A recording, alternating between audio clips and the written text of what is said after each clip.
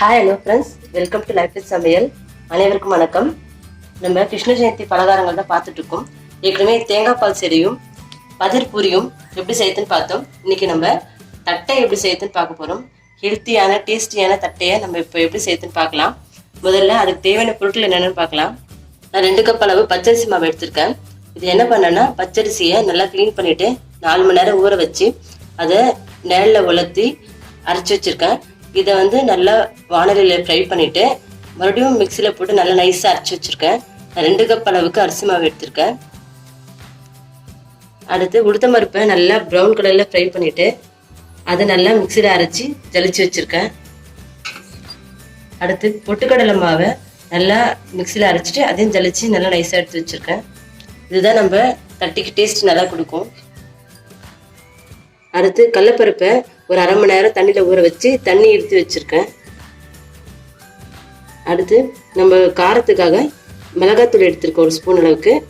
பூண்டு ஒரு 10 பல் பூண்டை உரித்து நல்லா நசுக்கி வச்சுருக்கேன்.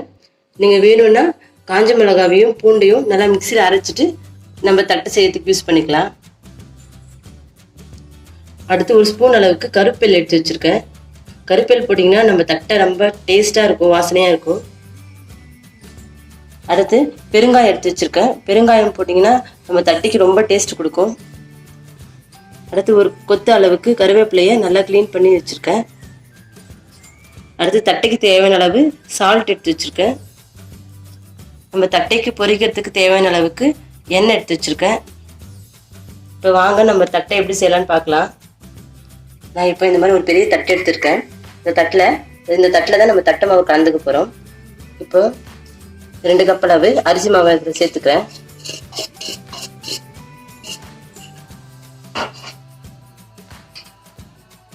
அடுத்து 2 ஸ்பூன் அளவு உளுத்தம் பருப்பை பொடி பண்ணி வச்சுக்கணும், அதை சேர்த்துக்கலாம். 2 ஸ்பூன் அளவு பொட்டுக்கடலை மாவு. உளுத்த மாவும் பொட்டுக்கடலை மாவும் போட்டிங்கன்னா நம்ம டேஸ்ட் ரொம்ப நல்லா இருக்கும். நம்ம தட்டைக்கு நல்லா மிக்ஸ் பண்ணிக்கலாம். இப்போ நம்ம ஊற வச்சு வச்சிருக்க கடலைப்பருப்பு சேர்த்துக்கலாம். அடுத்து 1 ஸ்பூன் அளவுக்கு எள்ளு சேர்த்துக்கலாம்.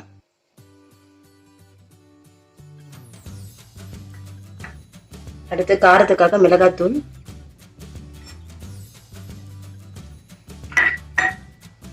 அப்புறம் நசுக்கி வச்ச பூண்டு,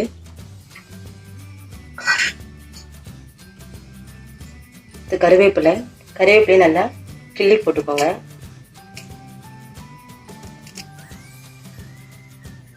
தட்டில் எல்லா இடத்துலையும் கருவேப்பிலை தெரியும். அடுத்து பெருங்காயம் நிறைய போட்டுக்கோங்க.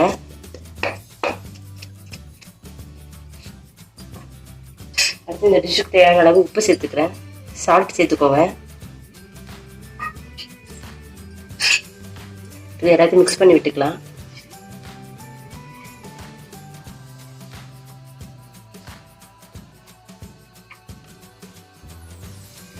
இப்போ இதில் கொஞ்சம் சூடாக காசின எண்ணெயை ஒரு கரண்டியால் ஊற்றிக்கலாம்.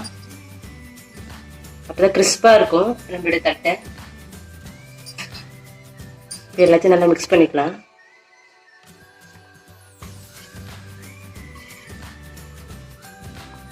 இந்த எண்ணெய்க்கு பதிலாக நீங்கள் உங்கள் வீட்டில் வெண்ணெய் இருந்தால் வெண்ணெய் கூட 1 ஸ்பூன் சேர்த்துக்கலாம். நீங்கள்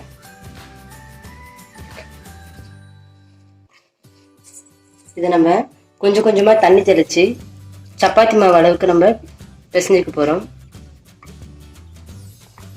ஒருவேளை தண்ணி அதிகமாச்சுன்னா பிரச்சனை இல்லை. அரிசி மாவை கொஞ்சம் எடுத்து வச்சுருந்தீங்கன்னா அதை நீங்கள் மிக்ஸ் பண்ணிக்கலாம்.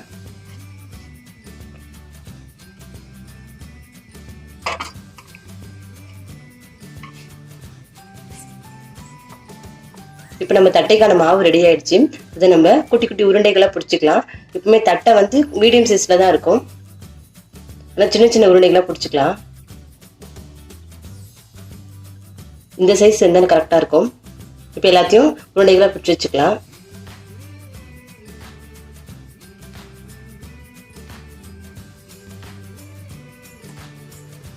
இப்போ நம்ம தட்டை மாவை நல்லா குட்டி குட்டி உருண்டைகளாக அழகாக பிடிச்சி வச்சிட்டோம். இப்போ நம்ம எப்படி தட்டை செய்யலான்னு பார்க்கலாம். நான் இன்னைக்கு ஒரு பட்டர் ஷீட் எடுத்திருக்கேன். இந்த பட்டர் ஷீட்டில் நல்லா எல்லா இடத்துலையும் எண்ணெய் தடவி வச்சுருக்கேன். உங்களுக்கு பட்டர் ஷீட் இல்லைனாலும் பரவாயில்ல, நீங்கள் மைக்கா கவர் எடுத்துக்கோங்க. அது ஃபுல்லாக எண்ணெய் ஸ்ப்ரெட் பண்ணிக்கோங்க. ஒரு உருண்டை எடுத்து வச்சுக்கோங்க. நல்லா கையாலேயே நல்லா பொறுமையாக தட்டி விடுங்க. நம்ம தட்டை வந்து மீடியம் சைஸில் தான் இருக்கணும். இந்த மாதிரி தட்டிக்கோங்க.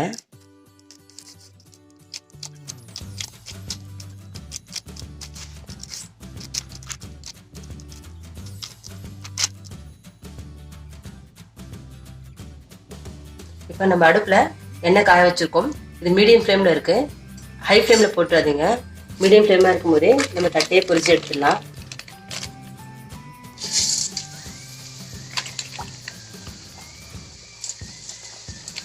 ஒரு 3 மூணாக போட்டு எடுத்துக்கலாம்.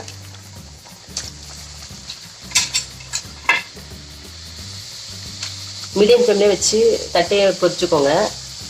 ஹை ஃப்ளேம் வச்சிங்கன்னா கலர் மாறிடும், ஆனால் தட்டை வேகாது.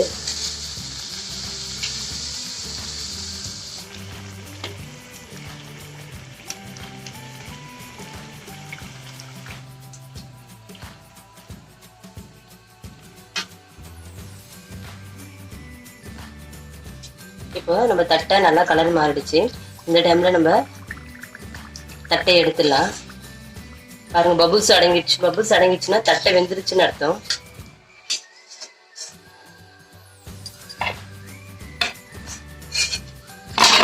பாருங்கள், பவுலில் பிளேட்டில் போடும்போதே நல்லா கலகலன்னு சத்தம் கேட்குது.